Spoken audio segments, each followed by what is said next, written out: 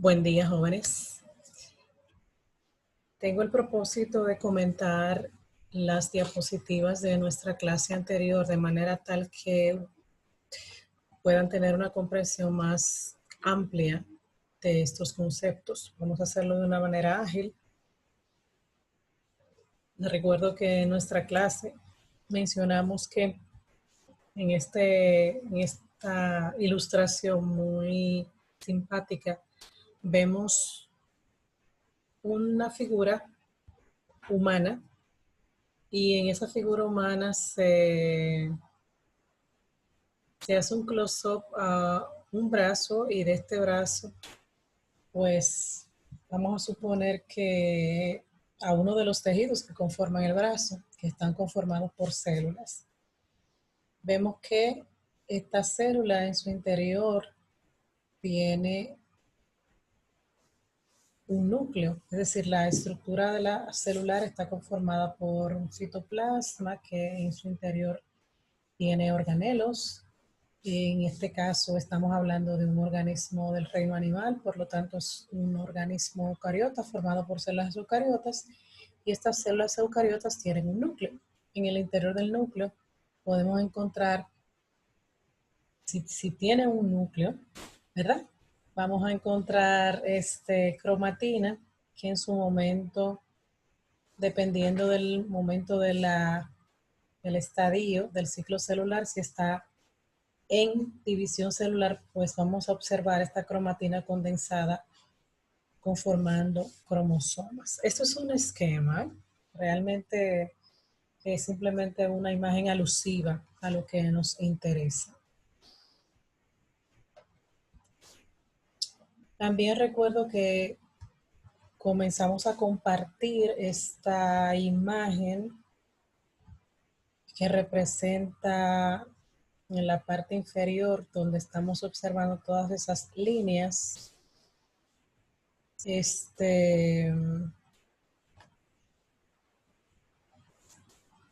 Esa figura, esa representación es un mapa de un cromosoma, específicamente del cromosoma 1 del genoma del arroz. Arriba vamos a observar el número cromosómico del arroz, el cual posee 12 cromosomas, su número haploide, su número cromosómico es N, es 12. Y estamos observando que cada cromosoma es diferente al otro.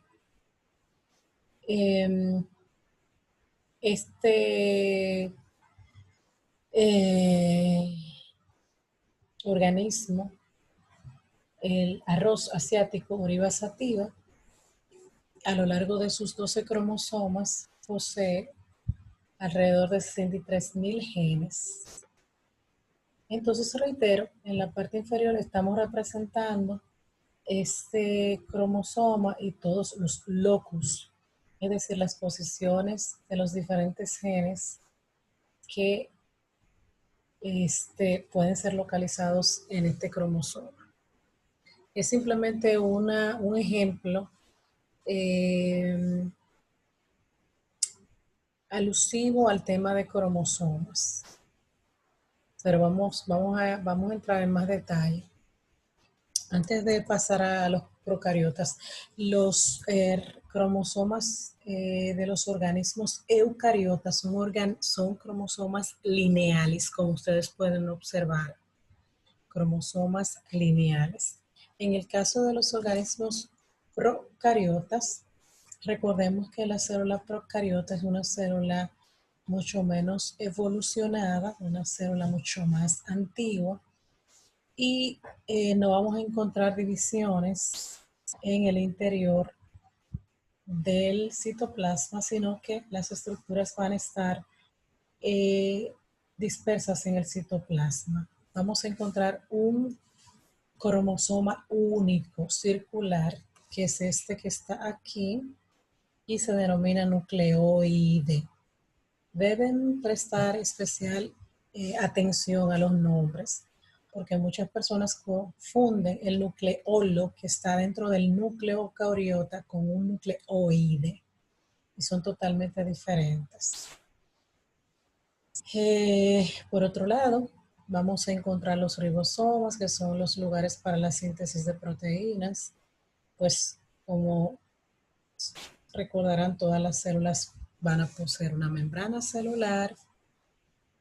En el caso de, bueno, vamos a seguir dentro para ver qué es esto. Este segmento que ustedes ven aquí, que es como si fuera una reducción de este, no es más que una estructura conformada por ADN circular mucho más pequeño llamado plásmido. Y vamos a hablar sobre los plásmidos en un momentito. Bien, continuamos entonces con los pili, que son una especie de filamento que le pueden servir a las células para adhesión. Hay algunos pili que se le llaman pili sexual, mediante los cuales las bacterias pueden compartir material genético a través del pili, que se le llama pili sexual. Recordemos que estos organismos no tienen reproducción sexual, pero se le llama eh, parasexual al tipo de actividad mediante las cuales ellas a través del pili sexual intercambian información genética. Es decir, que si por ejemplo esta bacteria tiene este ADN circular que es un plásmido y en este plásmido podemos encontrar genes, pues ella puede compartir, duplicar este material y compartir plásmidos con otra bacteria y transferirle a la bacteria a la cual ella le cede su plásmido las ventajas que puede tener por la presencia de algunos genes, por ejemplo, genes de resistencia, entre otros.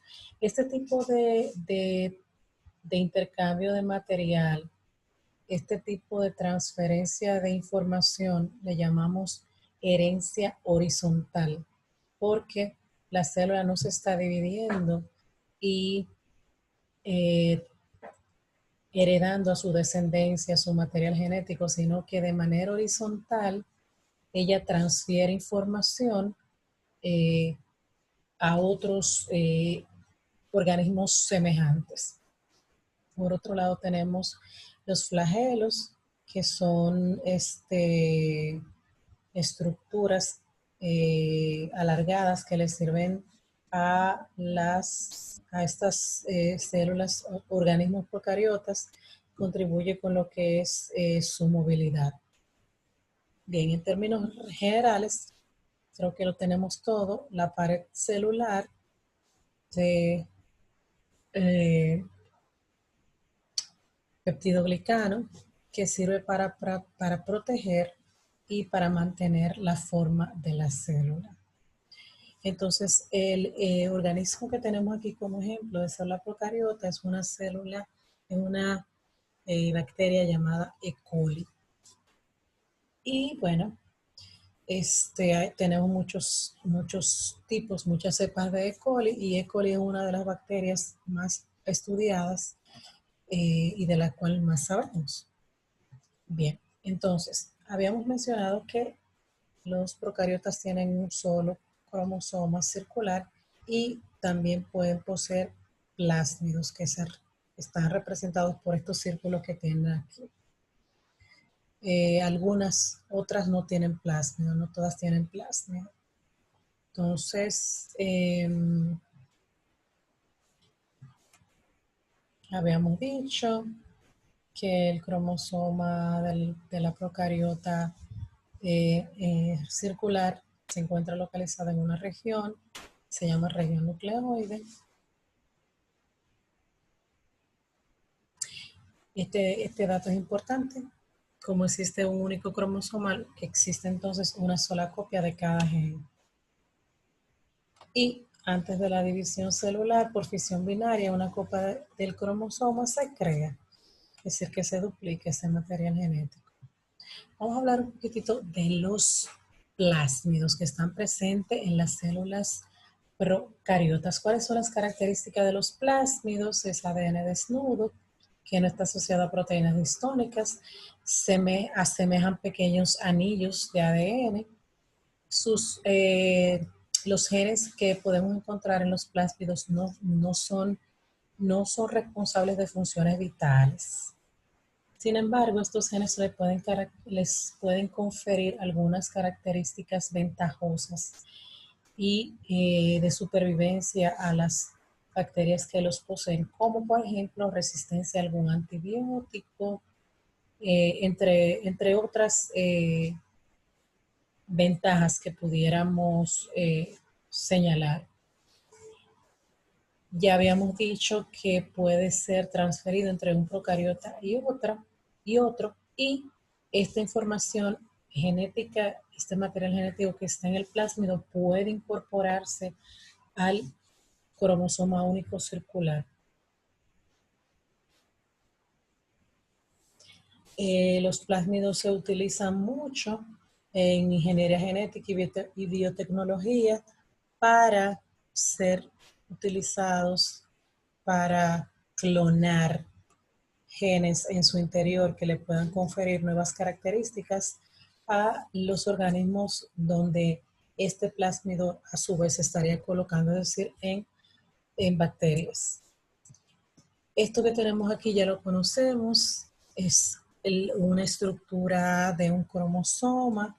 Recordemos que los genes están localizados en los cromosomas y que el cromosoma está formado por cromatina, es decir, ADN y proteínas histónicas, que estos cromosomas contienen genes que no son más que segmentos de ADN que contienen información para la síntesis de un ARN o de una proteína, y que también el gen se denomina factor de la herencia o unidad de la herencia. El alelo se refiere a diversas formas que tiene un mismo gen, formas alternas o diversas. El locus genético no es más que la posición en el cromosoma que ocupa un gen en particular. Y recordar que todos los individuos de una misma especie llevan los mismos genes y estos genes están localizados en los mismos loci. Bien, entonces, aquí tenemos una imagen que ustedes conocen también, que está asociada con la manera en que el ADN se organiza. Tenemos en la parte superior de esta imagen, pues una ADN desnudo de doble cadena. Entonces, aquí refiere que los cromosomas de los eucariotas pueden tener hasta 85 milímetros de largo, lo cual es bastante grande. Para colocar una serie de cromosomas de esta longitud en el diámetro de un núcleo de 10 micras, pues para que esto ocurra, para que pueda caber, este material genético debe enrollarse y empaquetarse de una forma que le permita a su vez llevar a cabo procesos tales como la replicación en su momento, transcripción, síntesis de proteínas, entre otros.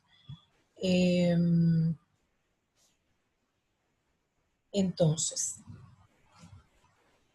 esta segunda estructura que nosotros estamos observando aquí se denomina nucleosoma y está conformado por la cromatina enrollada alrededor de un octámero de histones. Y los nucleosomas van a estar unidos uno con otro mediante un conector formado por ADN. Y si ustedes observan la apariencia de esta estructura, de esta cadena de nucleosomas, parece como si fuera un collar de perlas. Entonces, los nucleosomas se organizan en estructuras llamadas solenoides y esta estructura tiene más o menos un grosor de 30 nanómetros, este solenoide.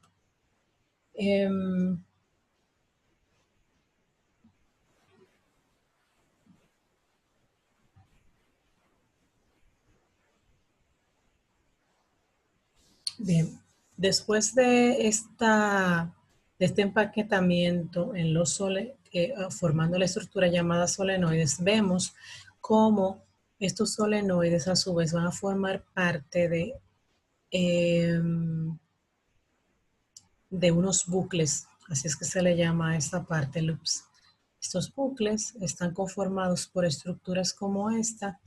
Luego, estos bucles siguen volviéndose cada vez más compactos, como ustedes pueden observar aquí, y en esta estructura, que es la representación de un cromosoma mitótico, es decir, un cromosoma que se encuentra ya en la etapa de mitosis, y cuando esto ocurre y están tan engrosados es porque ya durante la mitosis la célula se encuentra en el ciclo denominado metafase, que es donde podemos observar los cromosomas conformados en su máxima expresión, compactados en su máxima expresión.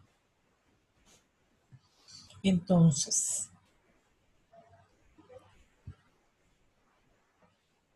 bien, en el caso, pues, como decíamos ahorita, los eucariotas o eucariontes van a tener pares de cromosomas. No realmente hemos hablado todavía de los cromosomas homólogos, pero cada cromosoma pues se hace acompañar de un cromosoma que es como si fuera su pareja.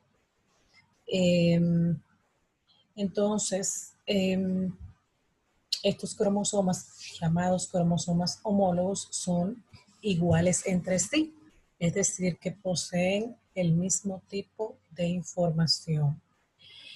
Si observamos esta imagen, que también vamos a hablar más adelante sobre esta representación denominada cariograma, esta representación nos permite observar las parejas de cromosomas, y si observamos empezando por el 1 y terminando en el 23, vamos a ver que cada pareja tiene sus peculiaridades, es decir, que una pareja no es igual a la otra.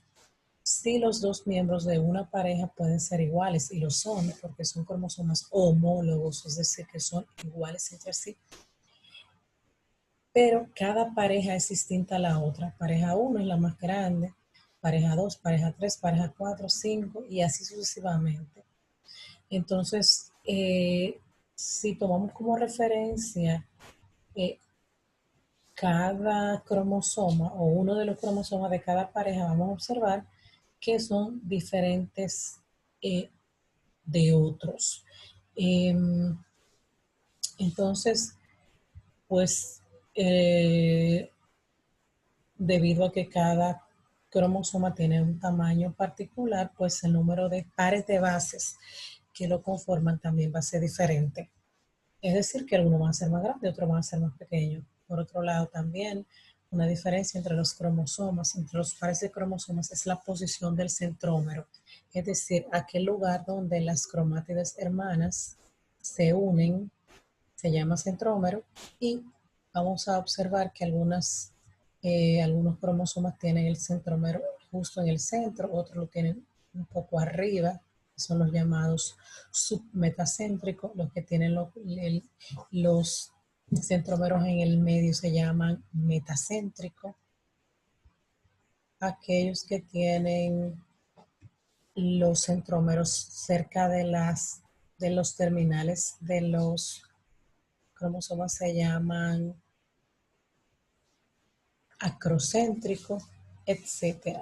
Entonces, nada, básicamente lo que queríamos era mostrar esta representación ordenada de los cromosomas para que tuviéramos una idea del aspecto de cada par y de qué forma pues cada par es diferente al otro. Bien, el número de cromosomas es una característica clave en cada especie. Es un número que lo identifica.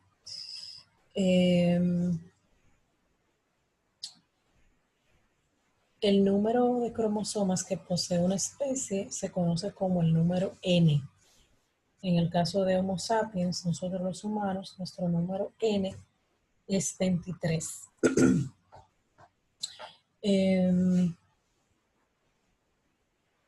Entonces, aquí hay un comentario interesante en el que refiere que los cromosomas pueden unirse o pueden separarse, pero estamos hablando de una cantidad importante de miles y miles de años, millones de años, para que ocurran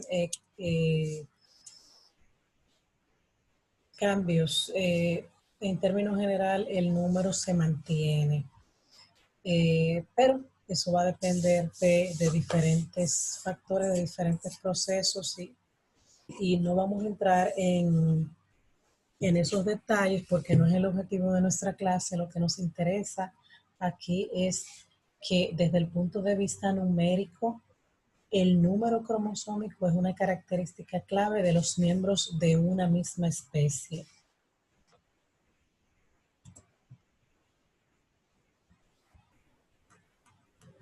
Bien, entonces vamos a hablar del número diploide y núcleo diploide y de núcleo haploide. ¿Qué es diploide y qué es haploide? Bueno, hace un momento estábamos hablando sobre pares de cromosomas. Y diploide lo que quiere decir es juego de dos. Es decir, que las células que tienen un núcleo diploide se refiere pues a las células somáticas, a las células que conforman nuestras estructuras, son células diploides, es decir, en las que podemos encontrar de cada cromosoma un juego de dos, diploide. Entonces, vamos a leer lo que dice aquí. Un número diploide tiene dos ejemplares de cada cromosoma y por eso es 2N. Por lo tanto, un núcleo diploide tiene dos copias de cada gen, es decir, tiene dos alelos. Además de los genes en los cromosomas sexuales, además de los genes en los cromosomas sexuales, por ejemplo, un núcleo diploide humano contiene 43 cromosomas. Entonces, vamos a entender esta imagen que tiene aquí. Nosotros sabemos que las células somáticas son diploides, es decir, que contienen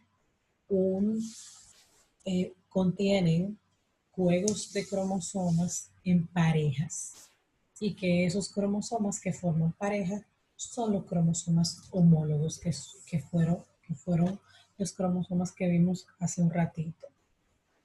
Por otro lado, un núcleo haploide es un núcleo en donde el número de cromosomas no es doble, sino haploide, es decir, no es el doble, es la mitad. Y nosotros sabemos que esto es debido a que cada célula sexual, para aquellos organismos que se reproducen sexualmente, los progenitores que aportan la célula germinal o la célula sexual o el gameto, este debe ser haploide, es decir, contener la mitad de la información genética para que cuando el gameto femenino se una al gameto masculino, conformen una célula, un cigoto diploide, formado por el aporte de los cromosomas de origen materno y los cromosomas de origen paterno. Entonces, Aquí yo tengo individuos adultos diploides.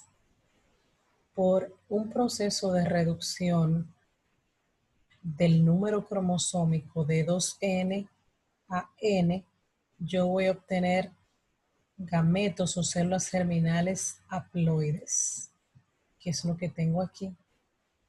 Y cuando ocurre la fertilización o la fusión del óvulo y el espermatozoide, yo voy a tener un cigoto, voy a tener un nuevo individuo diploide. Este cigoto debe crecer y los organismos, ustedes saben, que crecen gracias al accionar del proceso de mitosis que va a generar nuevas células. Entonces, este cigoto va a ir creciendo y desarrollándose por sucesivas divisiones mitóticas, se convierte en un pez juvenil, sigue creciendo y se convierte en un pez adulto. Este pez adulto en su debido momento se une a otro pez adulto y ambos individuos, antes de unirse, ambos individuos van a producir gametos o células sexuales en su interior haploides mediante el proceso de meiosis, que es lo que vemos aquí. Esto es un ciclo. Esto es un ciclo, es simplemente para entender los conceptos de diploide y haploide y con qué procesos biológicos están asociados.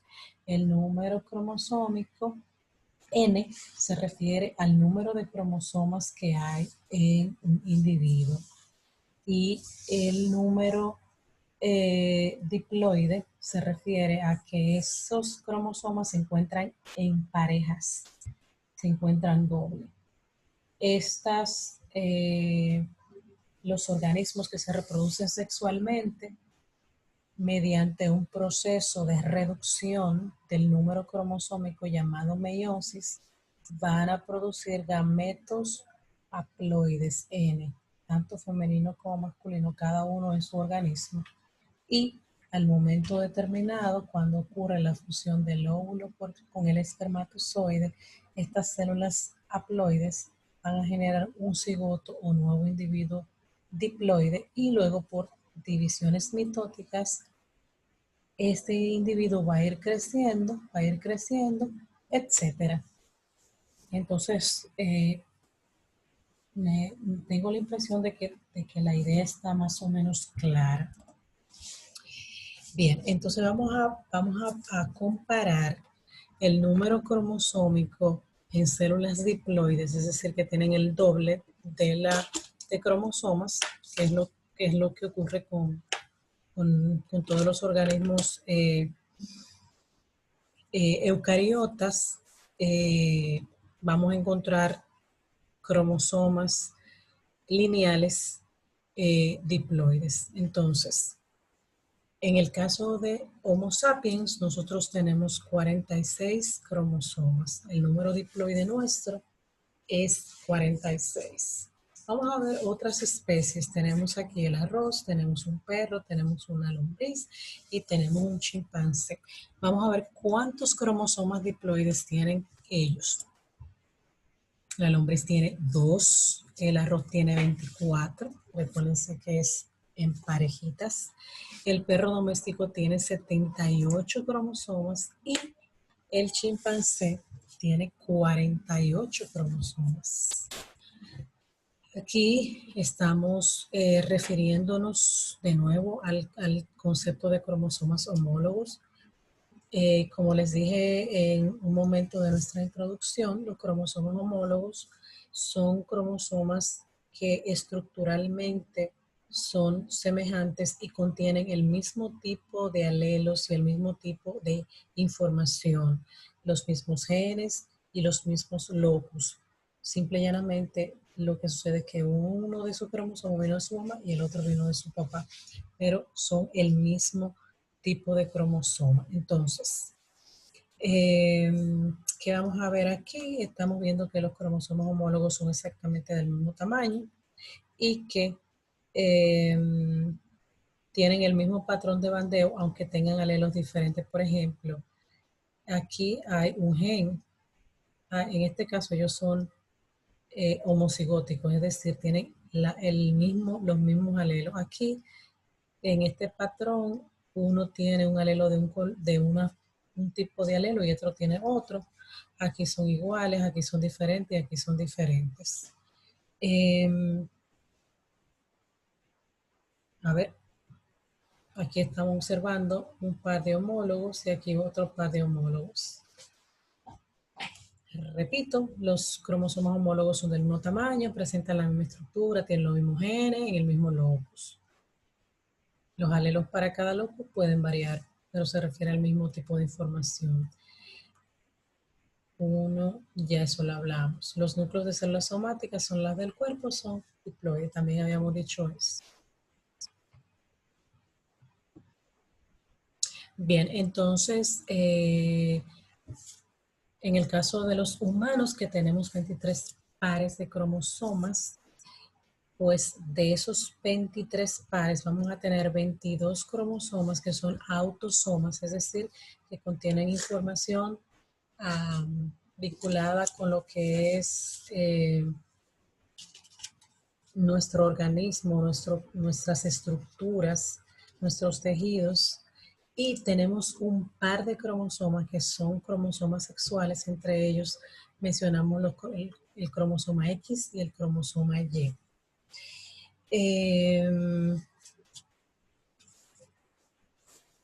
Bien, cuando estemos trabajando meiosis, vamos a hablar un poquito más sobre algunas informaciones asociadas con qué ocurre con el par de cromosomas homólogos y todo lo que tiene que ver con recombinación y con segregación. Entonces, los individuos del sexo femenino representados por este círculo con una cruz van a producir siempre cromosomas sexuales X. Aquí, como tenemos XX, solo producen huevos con el cromosoma X. En el caso de los machos, que son XY, ellos pueden producir gametos o células germinales con un cromosoma X o pueden producir células con el cromosoma Y. El cromosoma X, como ustedes pueden observar, es un cromosoma de gran tamaño en comparación con el cromosoma X, que es bien pequeñito. El cromosoma X, como pueden observar, tiene escaso número de genes. Sin embargo, existe un gen muy importante que es el gen SRY, que determina la masculinidad en los varones. Aquí estamos observando un cuadro de Punnett en donde vemos un individuo femenino, ¿verdad? Diploide, y un individuo masculino. Y pues más adelante aprenderemos un poco sobre lo que es el entrecruzamiento, pero lo que nos interesa señalar aquí es simplemente que el sexo en los individuos está determinado por la presencia de los cromosomas X y o XX o XY. Bien, con este mismo grupo, ahorita estuvimos hablando sobre el número cromosómico, ahora vamos a hablar sobre el genoma. Y el genoma no es más que el número total de pares de bases de ADN en una copia de un genoma haploide. Es decir, el genoma está conformado por todos los genes y estos genes están conformados por pares de base. Pero el tamaño del genoma se calcula en base al número haploide, porque de lo contrario estaríamos duplicando el número de genes. Y saben que los genes que están en un cromosoma y su homólogo son el mismo tipo de genes. Por lo tanto, entonces se hace un cálculo en base al, a la copia haploide de estos organismos y se contabiliza el número de pares de base de ADN y eso es a lo que se le llama, eh, a eso es que cuando nos referimos con el tamaño del genoma. Estamos observando otros organismos, en el caso del fago que infecta bacterias, sabemos que eh, se refiere a pues a un virus y que este no es contabilizado como un organismo vivo, pero básicamente aquí lo que estamos es contrastando el número de pares de bases de cada uno de los organismos. Por ejemplo, la E. coli tiene 4.6 millones de pares de bases. El fago T2, que es un virus que infecta bacterias, tiene 164 miles pares de base. La mosca de la fruta tiene 130 millones de pares de bases y la Paris japónica tiene 150 billones de pares de bases. Insólito. Bien, continuando con los cromosomas, queremos hablar un poco de esta imagen. Estamos viendo que en el fondo tenemos parejas de cromosomas y esta organización en donde observamos los cromosomas organizados en pares y organizados en base al tamaño de orden, eh, de orden desde el orden descendente, es decir, de lo más grande a los más pequeños. Esta representación de los cromosomas se llama cariograma, que no es más que un diagrama o fotografía de los cromosomas presentes en una célula eucariota y organizados en tamaños por pares de homólogos. Los cromosomas son visibles cuando la célula está en la etapa del ciclo celular llamada mitosis o división celular y se pueden comenzar a observar desde la profase, pero se pueden ver con más exactitud durante la metafase.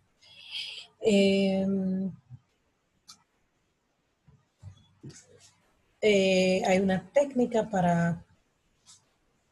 para lograr la obtención de cromosomas que puedan ser fotografiados con miras a la confección, a la elaboración de un cariograma.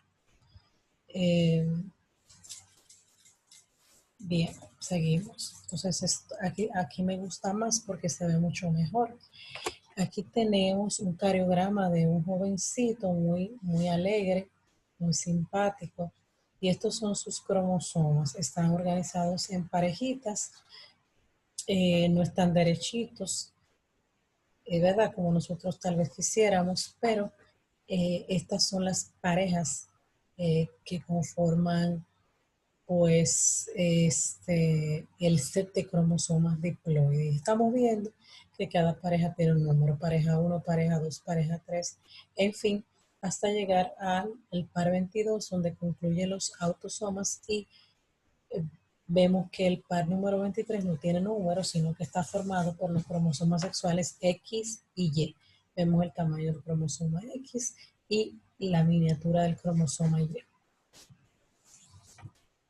Entonces, mientras que un cariograma es una representación de los cromosomas mediante una fotografía, una micrografía, el cariotipo se refiere a, a la propiedad de la célula tomando como referencia el número de cromosomas que un organismo presenta en su núcleo, hablando de células eucariotas. Entonces, cariograma, la representación, y cariotipo se refiere pues al número de cromosomas que tiene una especie en particular. Entonces el cariotipo humano está conformado por 23 pares de cromosomas. Bien, entonces aquí tenemos, de aquí en adelante vamos a estar observando algunas informaciones relacionadas con algunas pruebas que se le realizan a mujeres embarazadas con el propósito de analizar sus productos, analizar sus embarazos con miras a la búsqueda o a la confirmación de algún tipo de diagnóstico desde el punto de vista de los cromosomas. Eh, Estamos viendo cromosomas aquí, vamos a ver cromosomas eh, más adelante de nuevo, pero lo vamos a ver mucho más rápido porque ya le hemos dedicado un buen tiempo en esta unidad. Existen enfermedades cromosómicas, anomalías cromosómicas. Y en ese sentido existen pruebas para eh, tratar de eh, identificar bebés, identificar, conocer la condición del bebé antes del nacimiento.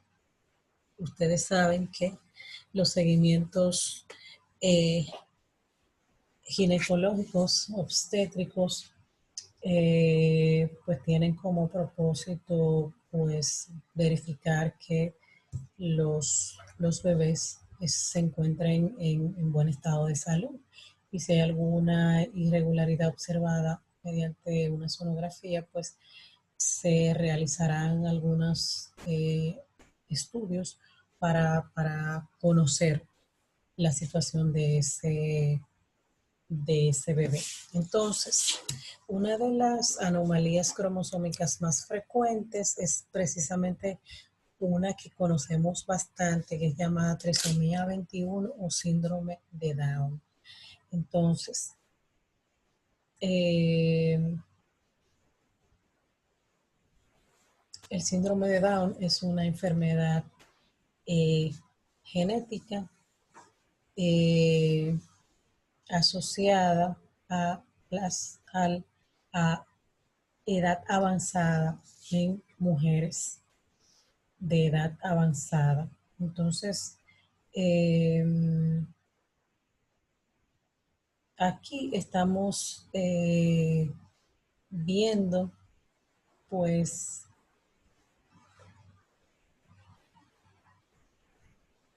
una correlación entre los casos de trisomía 21, síndrome de Down, asociada a la edad materna. Y es una correlación positiva.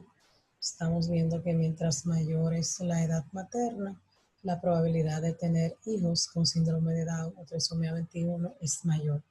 Y esto está directamente relacionado con pues la edad de los óvulos, ya que existe un proceso eh, relacionado con la separación de las cromátidas hermanas durante las divisiones meióticas y esto puede dar como consecuencia un fallo y que ocasione una trisomía, pero también cuando estemos trabajando con el tema de meiosis vamos a tener la oportunidad de entender mejor esta situación. Bien, existen algunas pruebas como les refería hace un momento, eh, no invasivas como en este caso. Esto se denomina escaneo de translucidez nucal y esta prueba busca observar la criatura, pero sobre todo identificar la presencia de un fluido en, próximo a la región de la nuca que se le llama fluido nucal y los estudios científicos eh, pues han identificado una correlación entre la presencia del fluido nucal y el síndrome de Down. Si en un escaneo, pues esto resulta positivo, lo aconsejable es pues realizarse eh, otra prueba, que es una miocentesis o una vellosidad coriónica de manera tal que puedan analizar estos fluidos y realizar un conteo del número de cromosomas mediante una técnica que permite conocer y contabilizar el número de cromosomas. Estamos viendo aquí el procedimiento para realizar la amniocentesis. Se utiliza una aguja que va a atravesar la pared abdominal, la pared uterina, y va a atravesar también la bolsa amniótica con el propósito de obtener fluido amniótico, aproximadamente 20 mililitros, y con estas células obtenidas a partir del líquido amniótico se puede realizar un cariotipo para identificar eh, el número de cromosomas que el individuo trae. Las amniocentesis se pueden llevar a cabo de manera segura, con un mínimo porcentaje de efectos adversos en la 16ª semana de embarazo. Tenemos por otro lado otra de las técnicas que permiten obtener material con fines de conocer la situación del bebé, del feto, y contabilizar sus cromosomas para verificar que todo esté bien. Entonces, nada, esta prueba se llama el muestreo de vellosidades coriónicas.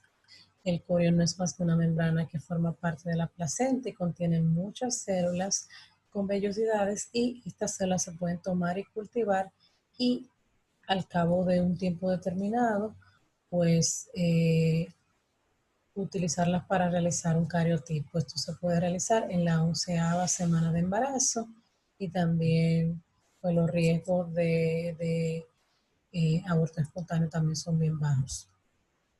Entonces, una vez nosotros hayamos obtenido, ya sea por una u otra de las pruebas que hemos realizado, podemos utilizar este material y cultivarlo con el propósito de que se produzcan nuevas células, y en un momento determinado, pues detener el crecimiento, más que el crecimiento, detener pues el proceso de división celular en un momento determinado, específicamente cuando las células están en metafase, de manera tal que cuando los cromosomas están en metafase en el proceso de división celular, de manera tal que podamos observarlos más detalladamente, y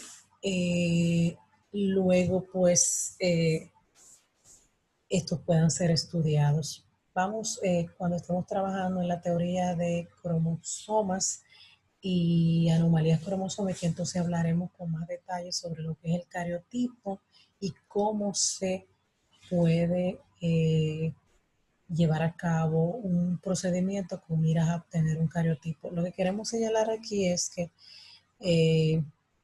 tenemos las parejas de cromosomas, y aquí en la posición número 21, en vez de tener un par de cromosomas número 21, vamos a tener 3 cromosomas número 21. Y esto es a lo que llamamos trisomía 21. Los individuos que tienen 3 cromosomas 21 van a presentar una serie de características, como ustedes pueden observar aquí. Son niños simpáticos, pero muchos de ellos tienen problemas de retraso psicomotor. Lo importante con respecto a esta clase que hemos querido